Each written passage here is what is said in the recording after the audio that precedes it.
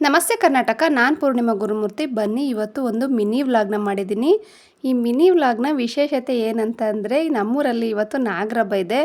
ನಮ್ಮೂರಲ್ಲಿ ನಾಗರಹಬ್ಬನ ನಾವು ಹೆಂಗೆ ಆಚರಿಸ್ತೀವಿ ಅಂತ ಹೇಳ್ತೀನಿ ಬನ್ನಿ. ನಮ್ಮೂರು ಮತ್ತು ದೊಡ್ಡಕುಂಚೆವು ಮತ್ತು ಬಾರೆಹೊಸೂರು 3 ಊರಲ್ಲೂ ಈ ನಾಗರಹಬ್ಬನ ಮಾಡ್ತೀವಿ. ಮತ್ತು ಬೇರೆ ಬೇರೆ ಯಾವ ಊರಲ್ಲಿ ಮಾಡ್ತಾರೆ ಅಂತ ನನಗೆ ಗೊತ್ತಿಲ್ಲ. ಕಾಮೆನಹಳ್ಳಿಲಿ ಫಸ್ಟ್ ಆಗುತ್ತೆ, ಅದು ನಮ್ಮೂರ ಪಕ್ಕನೇ ಇರೋದು. ಅಲ್ಲಿ ಆದಮೇಲೆ ನೆಕ್ಸ್ಟ್ ಊರುಗಳಲ್ಲಿ ಮಾಡೋದು.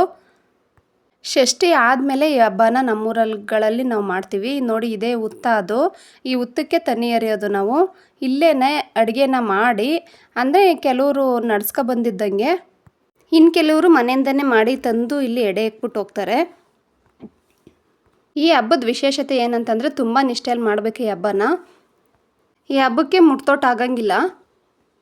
ನಿಮ್ಮೂರುಗಳಲ್ಲೂ ಇದೇ ಥರ ಮಾಡ್ತೀರಾ ಅಂತ ಕಮೆಂಟಲ್ಲಿ ಹೇಳಿ ನನಗೆ. ನೋಡಿ, ಇದು ಹೊಸ ಅಕ್ಕಿ, ಅಂದರೆ ಈ ವರ್ಷವೇ ಬೆಳೆದು ಬಡ್ದು ಅದನ್ನು ಮಿಲ್ಲಿಗೆ ಹಾಕಿ ತಂದಿರೋ ಅಂಥ ಅಕ್ಕಿ ಇದು. ಇದೇ ಸ್ವಲ್ಪ ಸಿಗೋದು ಕಷ್ಟ. ಈ ಟೈಮಲ್ಲಿ ನಮ್ಮೂರ ಕಡೆ ಈ ಅಕ್ಕಿಗೆ ತುಂಬ ಬೇಡಿಕೆ. ನಮ್ಮೂರಲ್ಲಿ ಹುತ್ತಕ್ಕೆ ತನಿ ಎರೆಯೋಕ್ಕೂ ಮುಂಚೆ ಎಲ್ಲ ಅಡುಗೆ ಎಲ್ಲ ಆದಮೇಲೆ ಹೋಗಿ ನೀರ ಹತ್ರ ಗಂಗಾ ಮಾತೆನ ಪೂಜೆ ಮಾಡಿ ಬರ್ತಾರೆ. ಮಕ್ಳು ಮರಿಗೆ, ದನ ಕರಿಗೆ ಒಳ್ಳೇದಾಗಲಿ ಅಂತ ಅಂದ್ಬಿಟ್ಟು ಈ ಹಬ್ಬ ಮಾಡ್ತೀವಿ ನಮ್ಮ ಕಡೆ. ಈ ಹಬ್ಬ ಯಾಕೆ ಸ್ಪೆಷಲ್ ಅಂತಂದರೆ, ಹೊರಗಡೆ ಎಲ್ಲ ಮಾಡೋದ್ರಿಂದ ಮಕ್ಕಳು ಮರಿ ಎಲ್ಲ ತುಂಬ ಚೆನ್ನಾಗಿ ಎಂಜಾಯ್ ಮಾಡ್ತಾರೆ. ಚೆನ್ನಾಗಿರುತ್ತೆ ಇದೊಂಥರ ಹಬ್ಬ.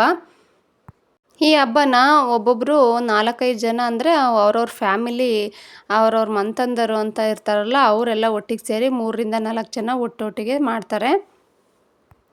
ರಾಷ್ಟ್ರೀಯ ಹಬ್ಬಗಳನ್ನ ಬಿಟ್ಟು ಬೇರೆ ಬೇರೆ ಊರುಗಳಲ್ಲೂ ಅವ್ರದ್ದೇ ಆದ ಒಂದು ಸಂಪ್ರದಾಯ ಇರುತ್ತೆ. ನಿಮ್ಮೂರುಗಳಲ್ಲಿ ಏನು ಹಬ್ಬ ವಿಶೇಷತೆ ಮತ್ತು ಎಕ್ಸ್ಟ್ರಾ ಹಬ್ಬಗಳು ಅಂತ ಏನೇನು ಮಾಡ್ತೀರಾ ಅಂತ ಕಮೆಂಟಲ್ಲಿ ಹೇಳಿ ನನಗೆ.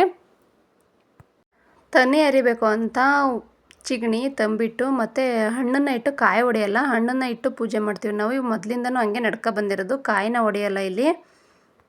ಕೆಲವರು ಕಾಯಿನ ಹೊಡಿತಾರೆ, ಯಾಕೆಂದರೆ ಅವ್ರ ಮನೆಗಳಲ್ಲೂ ಫಸ್ಟಿಂದನೂ ಅದೇ ರೀತಿ ಮಾಡ್ಕೊಬಂದಿರ್ತಾರೆ.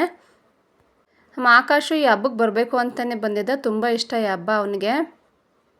ಅದ್ರ ಸುತ್ತ ಗರ್ಕೆ ಎಲ್ಲ ಬೆಳೆದಿತ್ತು ಅಂತ ಅದನ್ನೆಲ್ಲ ಕೆತ್ತಿ ನೀಟಾಗಿ ಇದು ಮಾಡಿದ್ದು ನಮ್ಮ ಅಬ್ಬಿ. ಈ ಹಬ್ಬದಲ್ಲಿ ಸಂಜೆ ಟೈಮೇ ಎಡೆ ಇಡೋದು. ಇದ್ರ ಸುತ್ತ ವಾತಾವರಣ ನೋಡಿ ಎಷ್ಟು ಚೆನ್ನಾಗಿದೆ ಅಂತ. ನಮ್ಮ ಅಮ್ಮರ ಮನೆಯಲ್ಲಿ ನಾಗಪ್ಪನ ಸಾರು ಅಂತ ಬೇರೆ ಎಕ್ಸ್ಟ್ರಾ ಮಾಡ್ತಾರೆ. ಇಲ್ಲಿ ಅದೇನಿಲ್ಲ, ಅನ್ನಕ್ಕೇ ತರಕಾರಿಗಳೆಲ್ಲ ಹಾಕಿ ಮಾಡ್ತಾರೆ. ಇದಕ್ಕೆ ಖಾರದ ಪುಡಿ, ಮೆಣಸಿನ ಪುಡಿ ಆ ಥರ ಏನೂ ಹಾಕಲ್ಲ. ಇದಕ್ಕೆ ಮೆಣಸು, ಅರಿಶಿನ ಕೊಂಬು ಮತ್ತು ಬೆಳ್ಳುಳ್ಳಿನ ಹಾಕ್ತಾರೆ. ಟೇಸ್ಟ್ ಮಾತ್ರ ಸಖತ್ತಾಗಿರುತ್ತೆ. ನೋಡಿದ್ರಲ್ಲ ನಮ್ಮೂರಲ್ಲಿ ನಾವು ನಾಗರಹಬ್ಬನ ಹೇಗೆ ಮಾಡ್ತೀವಿ ಅಂತ. ಈ ವ್ಲಾಗ್ ನಿಮಗೆ ಇಷ್ಟ ಆಗಿದ್ದರೆ ಒಂದು ಲೈಕ್ ಮಾಡಿ ಮತ್ತು ಶೇರ್ ಮಾಡಿ. ಇಲ್ಲಿಗೆ ಈ ವ್ಲಾಗ್ನ ಎಂಡ್ ಮಾಡ್ತಾಯಿದ್ದೀನಿ. ಎಲ್ರಿಗೂ ನಾಗದೇವತೆ ಒಳ್ಳೇದು ಮಾಡಲಿ. Thank you. Subscribe my channel.